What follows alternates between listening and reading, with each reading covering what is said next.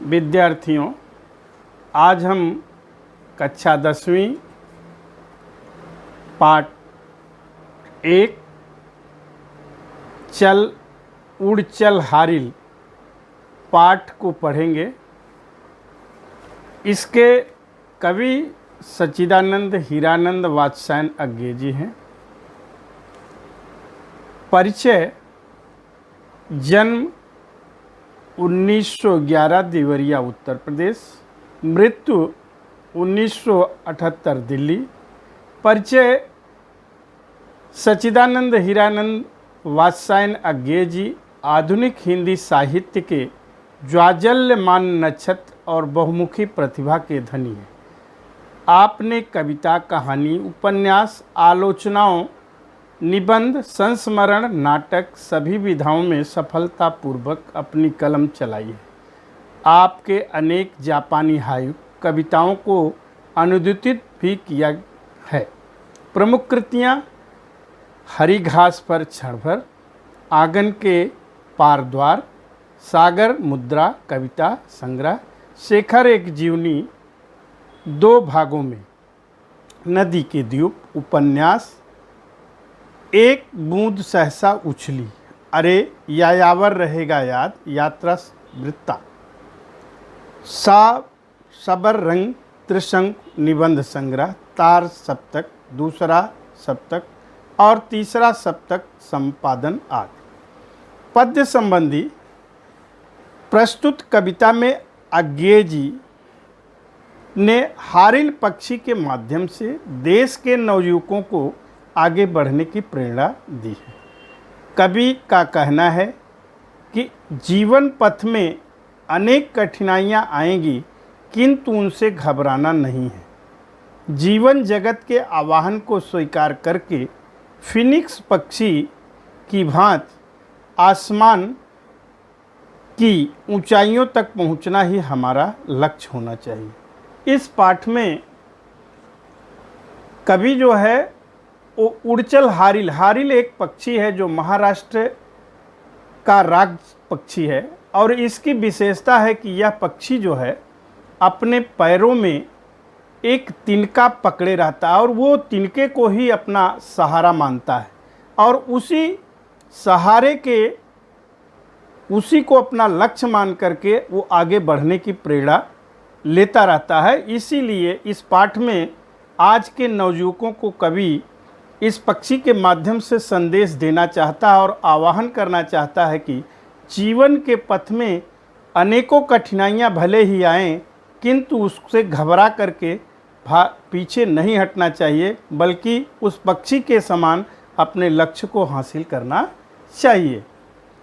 अब हम इसमें पहला जो प्रसंग है, चल उड़ चल हारिल।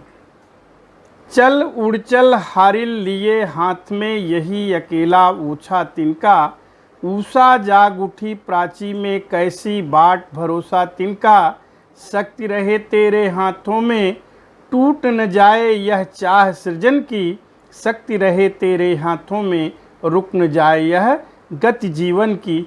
यह कविता जो है इसका जो सरल अर्थ है, अब कुछ कविता के जो सरल अर्थ हैं उसको आप लोग नोट कर लीजिए। पहला, हारिल। हारिल एक पक्षी, कबूतर, महाराष्ट्र राज्य का पक्षी। ओछा माने तुच्छ, छोटा। तिनका घास का टुकड़ा।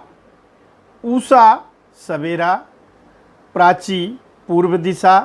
बाट रास्ता, इंतजार। भरोसा आत्मविश्वास, विश्वास सहारा। सृजन नवनिर्माण। दिग्मंडल दिशाओं का समूह, समस्त दिशाएं। अनथक बिना थके लगातार चोट प्रहार। नभ आकाश। हलचल खलबली, विधना होनी होनहार। स्पंदन हिलना कंपन धड़कना। उपहास हंसी दिल लगी। निंदा बुराई। जगत संसार। पथ रास्ता, मार्ग,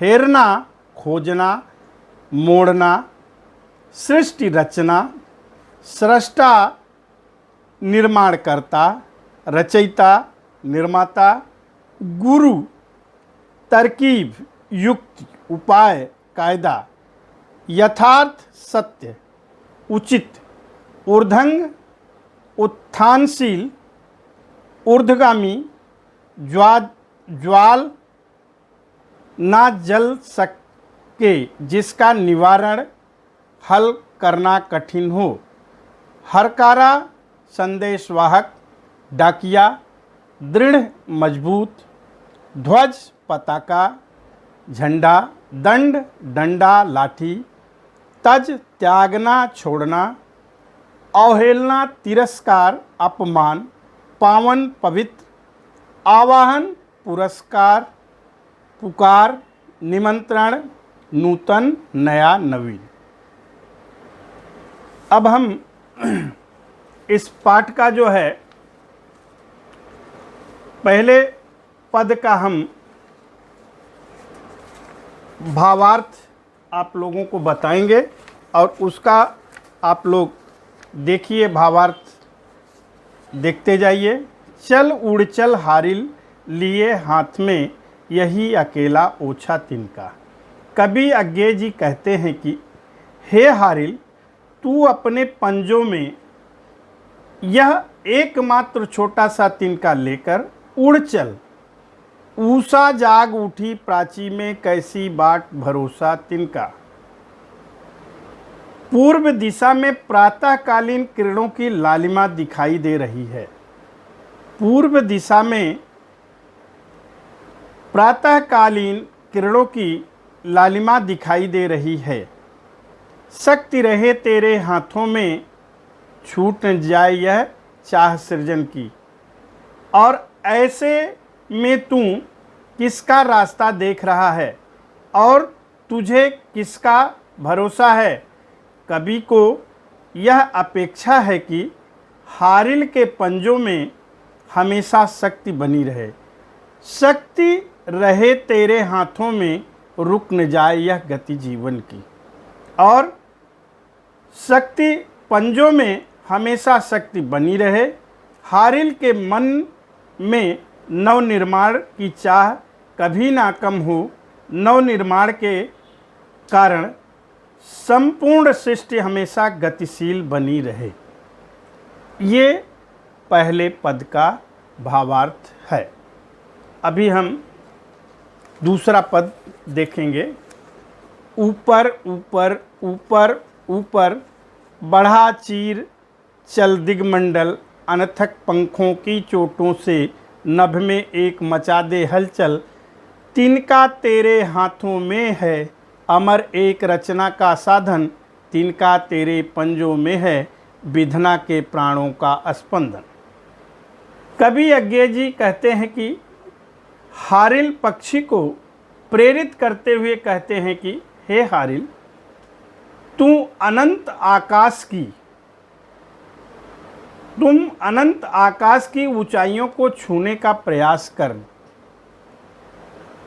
यदि दसों दिशाओं का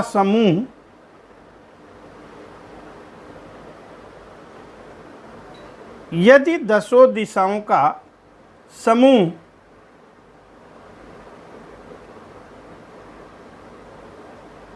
तेरा मार्ग रोकने की कोशिश करे तो तू उन्हें चीर कर आगे बढ़ जा। तुझे इससे घबराए बिना अपने पथ पर आगे बढ़ते रहना है। हे हारिल, तू अपने कभी ना थकने वाले पंखों के प्रहार से आसमान में एक खलबली पैदा कर दे। कभी हारिल के पंजे में दबे हुए तिनके की विशेषता बताते हुए कहते हैं कि तू अपने पंजों में जो तिनका लिया है वह एक रचना का साधन है, उससे होने वाली घटनाओं को बदल सकता है।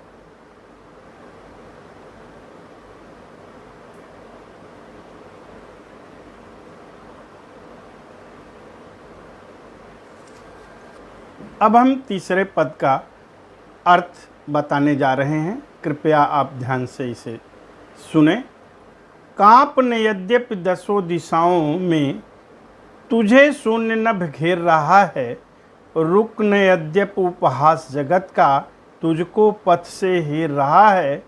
तू मिट्टी था किंतु आज मिट्टी को तूने बांध लिया है।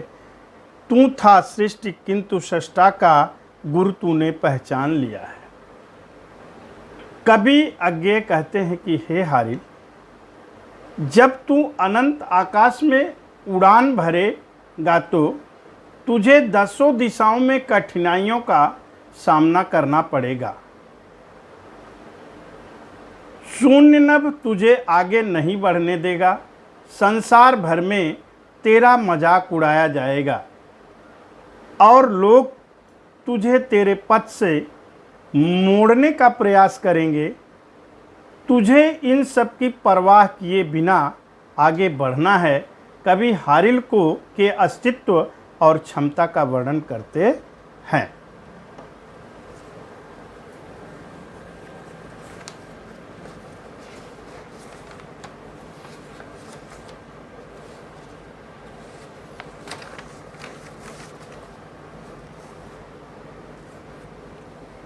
करते हुए कहते हैं कि तेरी रचना मिट्टी से हुई ही थी, किंतु आज तूने प्रगति करके मिट्टी पर विजय प्राप्त कर ली है।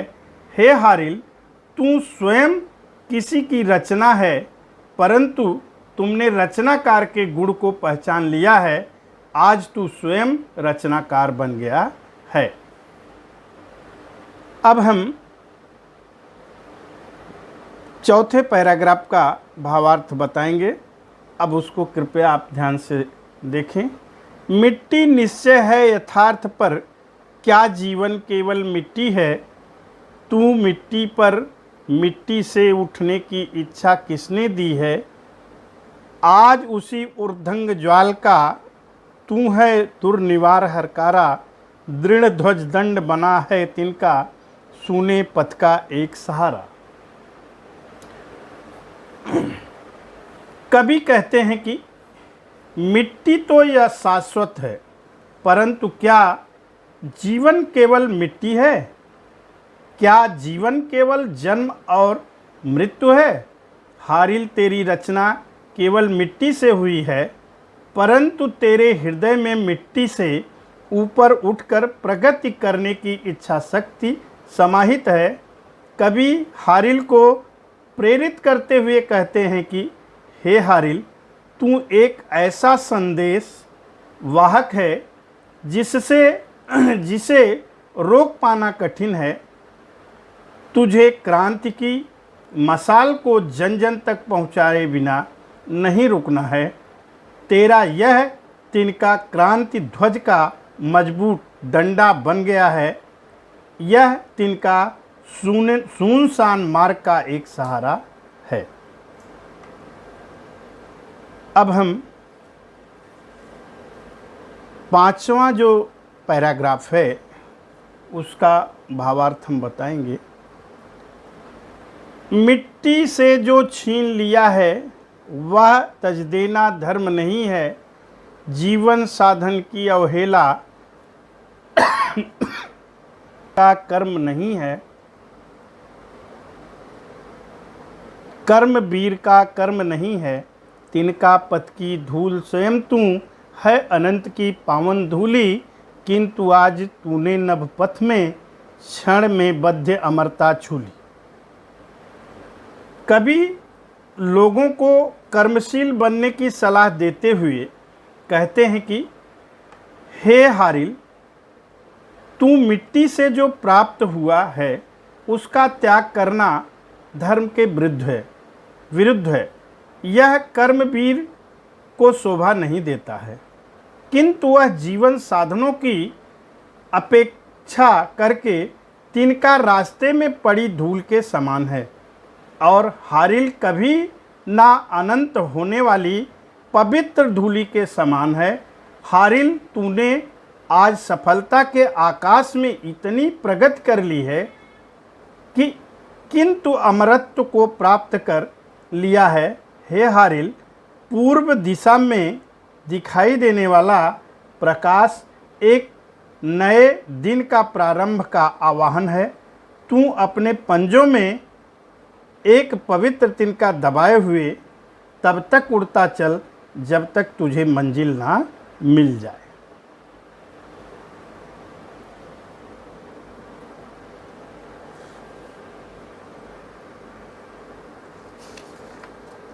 विद्यार्थियों, यह